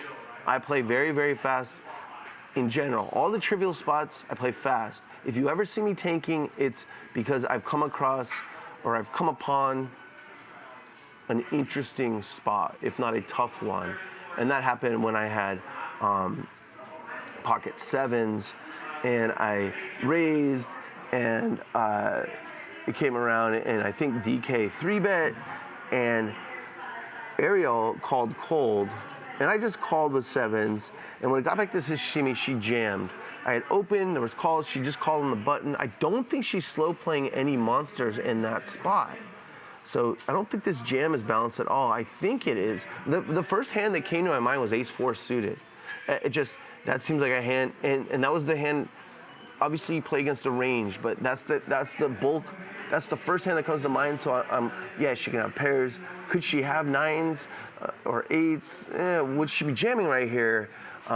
What hand is not afraid of anything? Because yeah, I raise a bunch of hands and these people call and she calls and DK 3-bets and he's not super deep. But when Ariel cold calls, I think that should make sashimi a little nervous should she have a hand like mine, a middling pair. So the only hand that's really easy to shove in her spot is a suited ace, ace-5 and below because it makes straight. Those hands play well when they have to get the money in behind, and it's a big shove. It's for all the money, 10K, and DK calls quickly, and he was the 3-better, and Ariel folds, and I win the tank here with sevens. If my financial situation is better, I don't think I fold. I know a few things. I strongly believe I'm ahead of sashimi and doing well against her range. Just seems like ace-5 suited to ace-deuce suited to me. It could be other stuff, but it just seems like that. And if it's just heads up, I call. Even though I'm on case money, it's gonna be a 20K pot all in with sevens. But now that DK's in there and he doesn't 3-bet a lot. He doesn't typically. So even though he plays such a wide range of hands, I'm worried about his hand. And yeah, and even if he just has a hand like king-queen suited or something, I know I'm not a favorite to win the hand. I might be an equity favorite based on their two hands. It's possible. And when you're an equity favorite, you put your money in. Obviously getting, 2-1 for the main pot and 1-1 on the side pot. But you got to factor in what this week's called, case money. It's not, so many times in the past, I've had case money and bust and like, okay, I don't have any money. I got to borrow. I got to figure something out. Now I'm in a different situation because this was a stake that I already accomplished what I wanted to accomplish with it. And then the plan was to get aggressive. And I have so many jobs and streams of income. I don't feel, it's gut wrenching when you bust, but I still really don't want to bust this money that I have on this night. And that factors into it a little bit. I fold. She has ace-3 suited. I think I even said, I think she has ace-4 suited. She had ace-3 suited, and DK had me beat eights, and she wins. So she's gambling. She's been doing this for weeks. This is something that's very positive. The action she's been providing, she's been running like the sun. She's not running into it. These can be huge blunders. But people can walk on water for a while until they don't. And frustrating start for DK. And then I start giving action. I'm doing well. I'm just, I have to do this no matter what's going on. You can't take someone who used to be a full-time pro for ever and then got into content and I'm not a pro anymore. I play once a week, maybe twice, and I don't study, don't do any of that shit. So, but you still can't. You still can't just grind and play correctly pre-flop. Even if you are on case money, too fucking bad. This is a poker game. You got to bring something to the table. And if you're gonna make good decisions and be a soul reader, which I am, you got to spew. You got to spew pre, and I am. And sometimes you can run like God, and and you can even with that 9-8 flop top pair and win a nice spot. Well, now I'm whiffing and. I punted with 4-3 just for no good reason. Just Michael, who seemed pretty risk averse. He was a really cool guy. He had raised on the button. I was in the small blind, and I was just trying to attack that a little bit. And someone had 7-deuce, and they shoved, and he folded ace-king, and I folded 4-3. I think it was Drew. It's all going wrong, and this is a full ring lesson. Most of my career, After I went from grinder, like, oh, that guy's here, he's the best player, he wins that guy, to lag, loose, aggressive, drinking. I realized that when there's 9 people at the table, sometimes you're just gonna get crushed. Someone's gonna have something good every time. And it's nice when they don't. And I've always done better when it's shorthanded. But I'm getting a 9-handed lesson here where I'm just losing my profits quickly. And then we're gonna roll another hand. It's at 227. I think this is interesting. This is the way I approach. I used to review my sessions like very closely, and I'd think about them, and I'd discuss them with friends, and I'd write about them, certain hands. This one's interesting. I haven't decided if I messed up or if I chose a worse option, and it really just comes down to pre-flop. And here's what happens, and then I'll have Ryan roll it. Ariel is gonna limp for 40. We're playing 10, 20, 40 with a $20 big blind ante. Michael is gonna limp for 40, and he's been getting kind of pushed around. And I go to 200 with King-9 suited. A very good hand, it turns out. Back in my day, they used to talk shit about King-9, but I don't know if I've ever made a smaller straight than Ace-King. That was the big worry back in the day. But King-9 suited is a very good hand. I go to 200, Sia the bot calls, Drew calls, Johnny calls, DK calls, Ariel calls, and now Michael goes to 1400. Okay. He over-limped pre-flop, and now he's gone to 1400. I'm sitting next to him. I don't think he's strong. Sometimes you think they're strong, and you just, oh, wow, the tight guy just limped re-raised. Yeah, but he over-limped re-raised, and the game flow suggests that he might be ready to pop. He might be a little bit tilted right now, and so I'm continuing. I know that right away. And he has, let me see, he has about 4,400 left. And so my options here are call or shove, if you're continuing. And I just chose call because I'm in position, and you've seen this in the past. I think I had this exact hand against Ruske. When he was in the 1 seat, I was in the 2, and he back raised similarly, huge, and I just knew, just sitting next to him, not because I was fucking cheating, but just because I know. Just like when I'm around someone, I know they're going through it, or or if they have a good vibe or whatever it is, and I called and I was able to outplay him in position. He flopped a pair, and I jammed the turn as a bluff, and it worked. And I jammed 10K or something. It was a video hand. They made a video of it. And so if I'm in position, I don't mind calling and playing poker. I think if I was out of position and I thought he was full of shit, I'd be shoving. And also, I didn't know that I had any fold equity. Even if he's super light here, he could have a hand similar to sashimi, the old ace X suited, and I don't know if it was better to call or jam, and I don't know if it's because I'm on case money that I just called. I don't know this stuff yet. It'll next few days, it'll probably become clear to me. That's how it goes. This hand is, and anyways, Johnny calls, and it's not the end of the world to let other people in when you have a hand that can flop big. King-9 suited can definitely flop flush draw, flop, it can flop big. You can flop top pair and you're good. Yeah, so Ryan, let's roll me just before I decide to just call.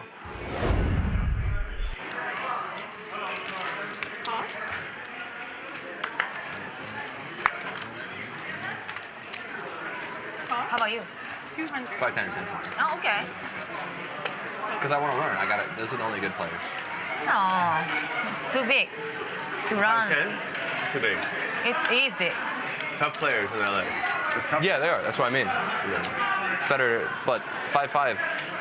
Not as tough as this table, but no one is as tough as this table.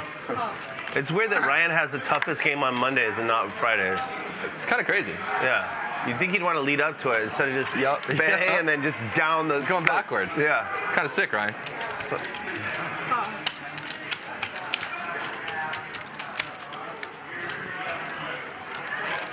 1,400. Raise 1,400.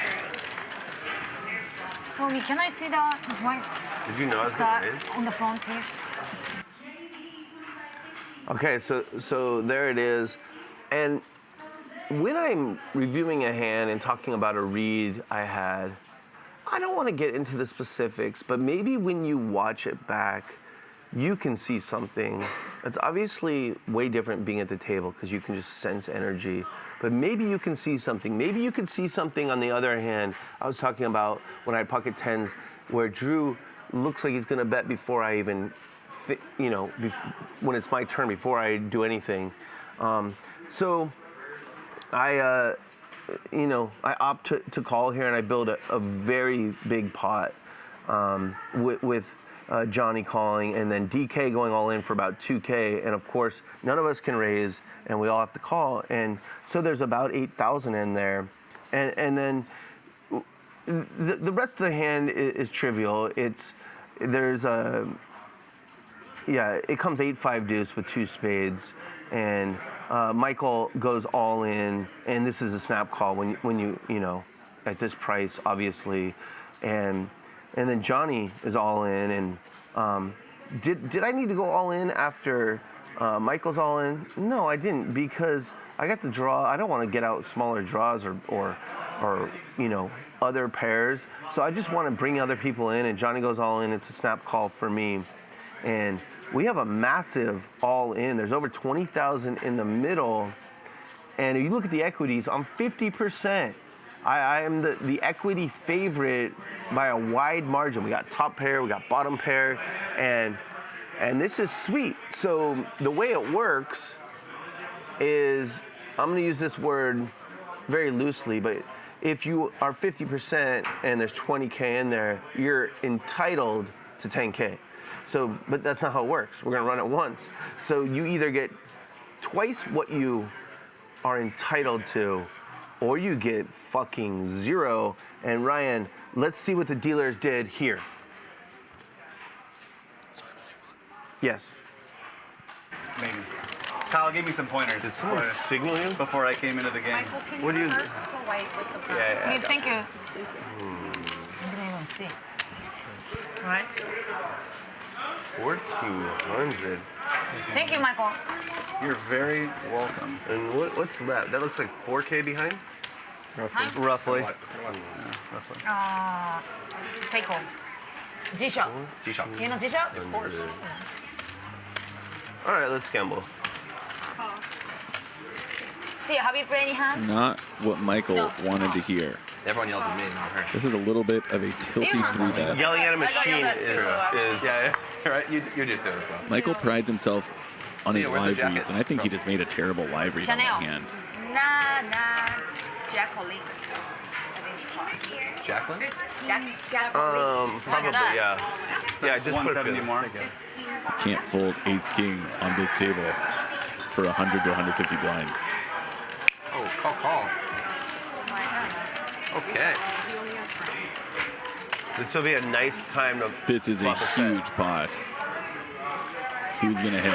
How big? This is What do you bingo need? poker at its finest. Nobody with a pair. Pocket king. Only a couple of Broadway cards. Ace on the flop. I know he has 2-3. Next way. Yeah. I know Danny has a good hand, of course. Of course. I have pocket ace. Pocket aces, be a yeah, lucky I have spot kings, this time. cooler. Let's go. Take the money. I need a lucky set. I need a lucky spot. You mean lucky spot? Michael's thinking, I need what did I lucky get myself into here? This is a lot of people. 6,900 in the pot. DK with the 6-9. Nice. Any more on the side? Good luck, DK. Why him? Give me one. There's the spades. Johnny has top pair. Don't punt it here, Michael. All in. Oh, no. How much? Okay, I'm in. I'm trying to get out of. Let's see what I can get out of Billy. I'm gonna go on and get some out of Billy. 39.20. How much? What? Yeah, sure. Thank you. How much is it? 2, 3, 35, 39.20. 39.20 all in. I'm all into. All in. Okay, fine. How much is everything? How much more? Michael's heart is now I went all beneath into. his chair. I call. I went all in. How much he has? Do you have a bigger set than me? More? You have a set. He has more? This is a $20,000 You lie pot. so fucking bad. You have What do a you, do you spade. have fucking eights? No. Fuck no. You have spades. No. DGF has a You do. monster lead Nope. here, 50% You have a to pair. win. Maybe. The other hands add up to 50%. You got there. You're drawing. You have ace, queen of hearts. No. What are you asking for? I called. You called. Oh, You have, man. You called, right? He called. There's the ace. You win, right? There's the ace. Michael Guy. Poker is back. Can he hold? He does. Johnny and Billy have a 5 pot. I got Oh, what a turn. You win, I missed. What a turn. What's this as well? Well, you already won. Oh, no, you went off. We gotta do side pot first. So what do you have? 3,800. What is this? I think it's a little slow rolling. He had 30. Wow. 1, 2. Is this mine? Or? Yeah, this is all yours. 1, 2, 3. How much do you have, Johnny? 6, More than you? I don't know. 5. Baba I don't know. Ganoush, the boss. He's back. 20 for 10, and then the rest is yours. So 37.20. 37 here. And see, 20. when you gamble, the poker gods reward My it. 37.20. Okay. We all know this to And be then I true. have 1,000, This disproves it. 2,000. When you gamble, the poker gods reward you. Yeah, right, Raver. Your buddy was folding ace king incorrectly, finally was mad at himself, went bananas with ace X suited. It didn't work. I could have shoved, but I don't know if he would have called or not pre-flop. I opted to play in position against him, built this huge bloater. I might have told it, because I'm not watching what you're watching, so I might have gone too far in the first part of the analysis, but I realized 0%. I did not win a chip there. I didn't win the side pot. I didn't win the main pot. And you hear when the turn comes, I said that you win, right? And I don't always know how I know what people have, but I often know what people have, and good for him. He won a nice pot, and I try and play it cool, man, but that one hurts. Yeah, it's a flip that you're gonna win, but it's just this, you just have to put the money in on that flop, and if you're wealthy, you're super rolled, you just laugh, and I tried to laugh, but I was feeling a little pain inside. This next hand, we won't spend a lot of time. Can you just run the next one, Ryan, and just pause it, and I'm gonna talk about it.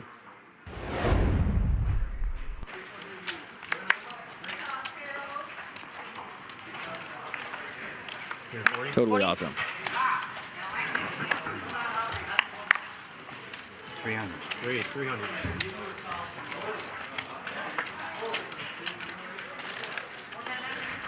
Go.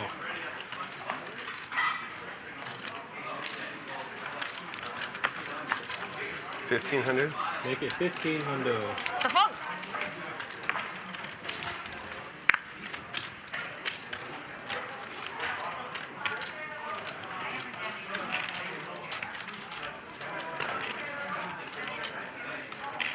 Sorry, guys. 10 more seconds on the side. You're Wow. chilling. You're chilling.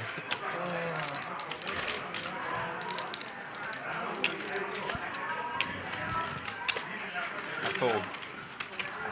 I fold. Cocktails, anyone? Coming.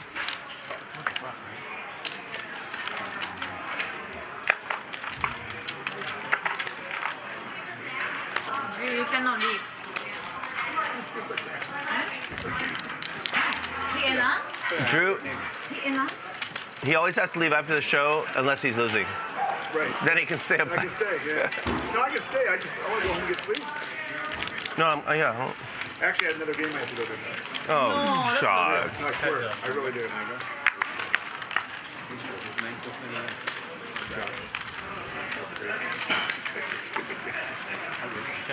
That's not good. Okay, this was my best play. This one felt so pure in the moment, and it's not really, there's nothing really technical about it. It's just what live poker is. It's game flow. It's so much about game flow. DK is tilted. He doesn't tilt very much. I know he's tilted. He opens the 300. He does not have a good hand. I know this. And I'm like, I can't lose all my money. I don't want to, but someone calls 300 and it's time to get value now. It's time for me to take ace rag suited and make it a bunch, but it's different. When Sashimi did it, she's repping nothing. I raise, they call, she calls, DK 3-bets, cold call here, I call, now she just squeezes all in, doesn't rep anything. When Michael did it, limp, he over limps, I raise, they call, it's too much of a squeeze spot. This is not a classic squeeze spot when someone opens huge. 10, 20, 40 opens at 300, someone solid, it was either Michael or Ariel calls. It's not a classic squeeze spot, especially because your first thought is, oh shit, this guy might just say all in it right here, and then I don't know what I'm gonna do, because it's a lot of money for ace rag suited. I'm not wealthy like Sashimi and Michael. So, but having said that, you want to squeeze out that person that called with something good, and you want to get rid of all these fuckers behind you, because you want to play this hand heads up against this weak hand. All you know is this hand is fucking weak. This hand is probably pretty good, called 300, but not great. And it's so strong. If you go to 1500 here, it's the right amount to squeeze out that hand. And these people are screwed because everyone knows this man, DK, is on tilt. And I just really, your first thought is, you know, oh, I'll gamble here. He's on tilt. I'll gamble. 300 is a lot. I don't need to 3-bet. No, 3-bet is so much better in that position with all these players behind. It just, sometimes things click when you're at the poker table. This one just felt pure. It's nothing, it's nothing that's like you can apply to any other hand. It's this hand. It's the guy who doesn't tilt is tilted and he's opening for 300 and you just sense that hand sucks.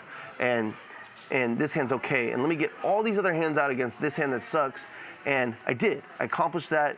And before we roll the rest of the hand really quickly, I'll just say that post flop is, it's pretty standard. It just comes like, you know, I don't remember, 4, 5, 6, or let me see if I wrote it down. It comes like 7, 6, 5, and then 4. And it's just, I don't need to be betting here.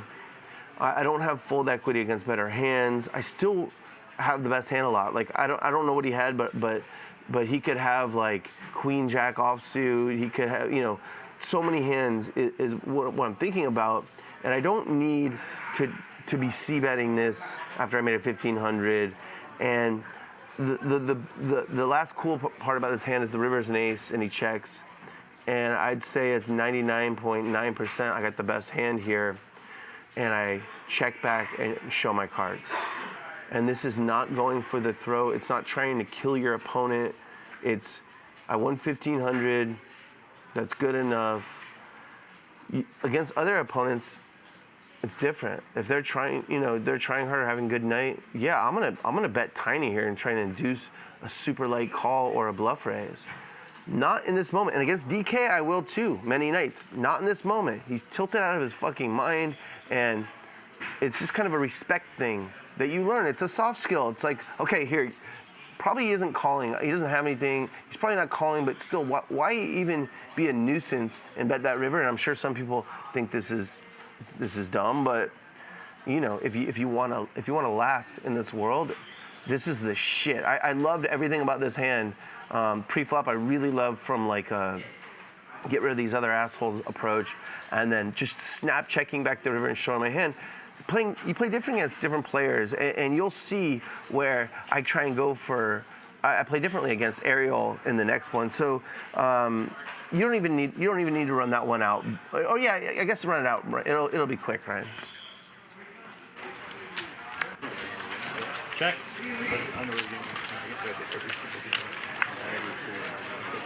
Oh, and bink the like button, chat.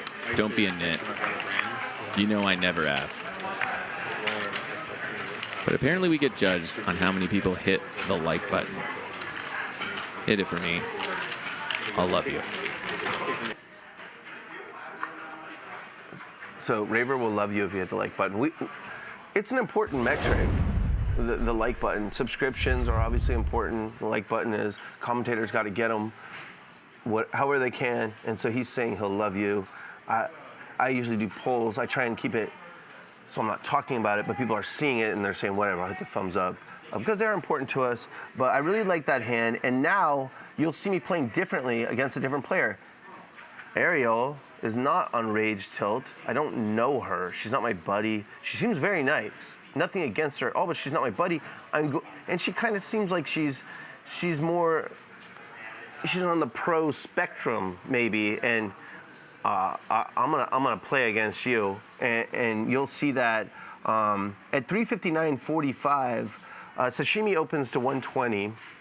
She's opening very wide. And in the small blind, Ariel goes to 320. And 120 to 320, is this a monster? It's not a monster. This is not a great hand. So I'm gonna put in the rare cold 4-bet with ace-10 suited. And I go to 820. Do I need to go huge here? No, I just need to get rid of crazy Sashimi. Get rid of her. Let's get it heads up in position.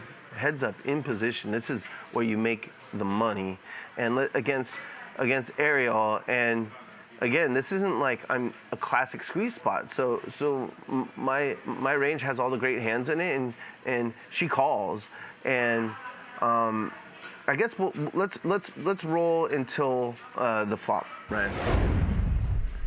For those of you that are new here, DGAF never tells the truth about his hand. Oh, already? The man is incapable of telling the truth about his hand. 1, 2. So he actually gives away a lot about his hand, because every time he says something more about his hand and what he had, you can deduce that, okay, he didn't have that. God. He did not have that. Neat raise under the gun. I got 3-bet from Mid raises, I know. Sometimes Neat. I don't even think he knows what he has. 820. And Okay, so I made it 820. Let's roll the next one where the flop comes out. then need it raise again. Ariel got caught. It's an exceptional patch. It's traveled from the forehead to the cheek to all over. By itself. Yeah, how much? She doesn't touch it. I've never seen her touch it. It moves. Yeah, Close I your eyes don't really and care about like what the patch. I'm more impressed with like the adhesive. Okay, so is the flop out there, Ryan? Okay, ace, king, king is the flop. I have a classic bluff catcher. I am way ahead or way behind, and the thought used to be when you're way ahead or way behind, fucking check. And pot control and induce bluffs on later streets and maybe get some thin value, blah, blah, blah. No, I am going to try and induce some shit right now. And I'm gonna bet, there's 1,800 in there. I'm gonna bet $240. I will be a nuisance against her, not socially, but in this hand. Yeah, because I want to battle with the people who are trying hard, and I want to just gamble with the people who are gambling, and you know, try and make good decisions. So here it comes. The bet I would not make against DK. I would on other nights if he's winning or not tilted. Sure, I'm gonna battle, but when I had the ace deuce, no, I don't need to put out an annoying bet. Well, I do here. I put out 240 and watch what happens. This has gone everywhere. So what does he want to say? I have no idea. My English not that good. I don't speak his language either. How's it so sticky? Or is it a new patch? Oh, same one. Same one as a sticky. Ariel makes the call. She's less than 1% to win this hand. Oh, she's going to give us patches now. We need to run this about 200 times for her to win once. You sew them on your Oh, she clothes at home. raised. You put them on your clothes, like regular clothes. You put them on your jeans. She's now drawing dead. Your shirt, everything. How's that? But that's a great bluffing card. From her perspective, it makes sense because she has spades. If she's going to raise the flop and then a spade comes, this is just a massive punt. Yeah, I don't know what he's talking about. This makes sense, but I do agree. It's a massive punt. She raises to 1,200. Oh, good, because I need money. I don't know her financial situation, but mine's been dog shit for years. I like this. Now, not to go too technical about the live skills or the soft skills or the acting jobs, the subtle acting jobs we do every hand, hopefully not slowing the game down. You can opt to make it look like a tough decision and take a little more time and hope that that induces more bluffing, or you can just call pretty quickly. And this is my default. If someone has momentum when they're punting it off, I don't want to slow them down. Yeah, give them the ball back. Let them punt it again. Let them punt it again. So I call pretty quickly, and we can just run out the rest of the hand, and I'll talk about it real quick. You know, Because there's nothing she can do to get DGAF off this hand. Oh, she gets lucky and misses it. All the props to you, Ariel. You will have an infinite invite to Max Payne Monday if you shove right now. The cojones on Ariel. She is sizing up a bet. It's not going to be all in. It's going to be the old bluff disguised as a value bet, but it gets snapped off. You're good.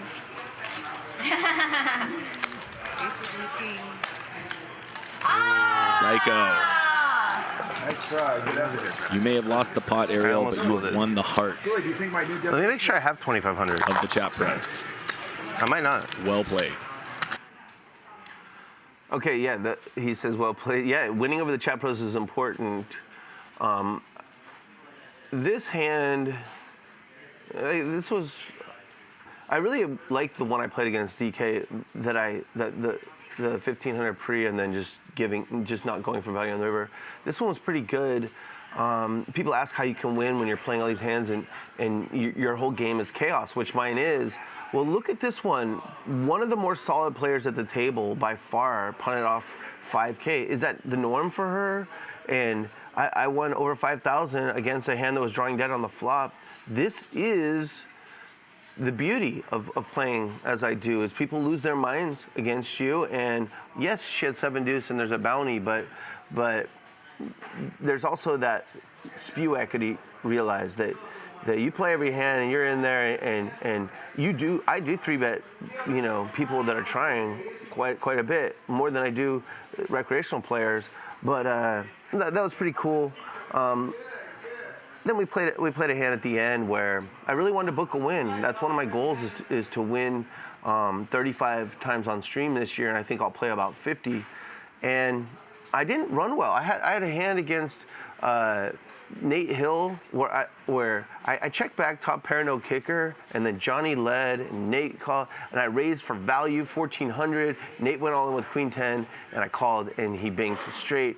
And you saw that 20K pot where if I win that, my stack's 20K greater, and instead of being about even, I'm up a bunch, and then now I can really play my game. And anyways, I finally got pocket kings. I was making a lot with some bad hands all night, as I do. Finally got kings. It's payoff time.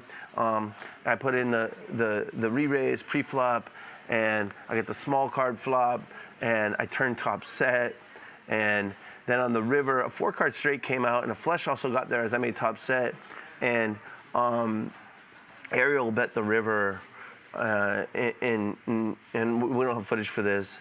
And I just called. I could have raised all in for value, and she actually had a flush. She made the nut flush, so she won. And when you finally get kings, and you're spewing all night, and you make top set in the turn, you lose that hand, you're not going to win. I did not. I felt like I played the best I've played on stream in a very long time. Mainly just just basic stuff, seeing things clearly and executing. Maybe it was a little too tentative in a couple spots, but I played a very good case money session, and I played 70% of hands. So that's pretty good, and you'll hear what went down afterwards when you sign up at patreon.com/DGAF poker player. You'll hear about that next Monday. In addition to everything else that goes on in my life between now and then, getting my son's basketball team ready for the playoffs, this meetup we're having on the 26th, and so on. Let me run through the goals quickly, and then we got to wrap this up. First my goals are numbers. 0 is the first one. The numbers are 0, 35, and 219. I want to have 0 debt. I found myself in $250,000 in debt in 2017 when I hit rock bottom, and no roll and bills and all this shit.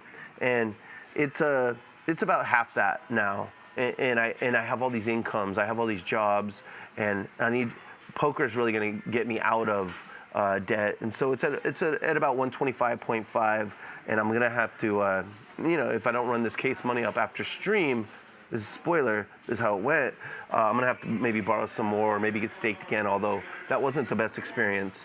The other number, 35, I want to win 35. I've won 5 out of 8 times on stream so far.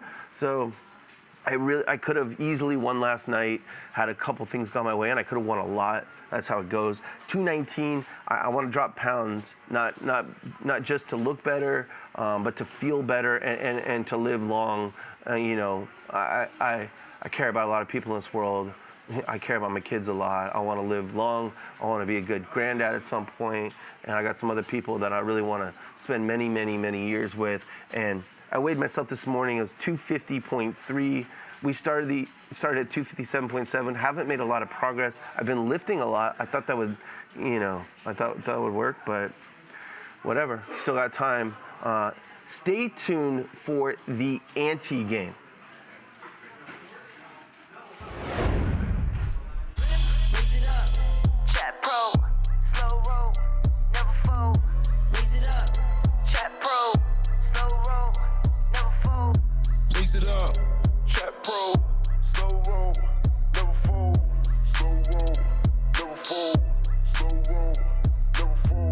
Raise it up. Raise it up. Chat Pro.